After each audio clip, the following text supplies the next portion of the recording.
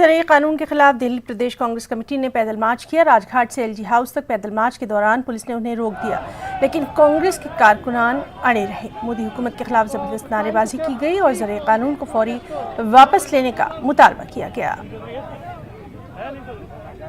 Police का तानाशाही रवैया, देश के प्रधानमंत्री जी किसानों की नहीं सुनते, मजदूरों को नहीं सुनते, उनके खिलाफ कानून काला कानून बनाते हैं, तो आखिर कांग्रेस पार्टी सड़कों पे क्यों ना उतरे? ये हमें पुलिस के इस क्रूर प्रयोग के द्वारा दबाना चाहते हैं, किसानों की आवाज को दबाना चाहते हैं। ये कांग्रेस पार्टी सहन नहीं करेगी। इसीलिए आज आप देखें जगह जगह कांग्रेस के कार्यकर्ताओं को, किसानों को रोका गया है। और आप देखें पुलिस का ये व्यवहार, ये तानाशाही व्यवहार है।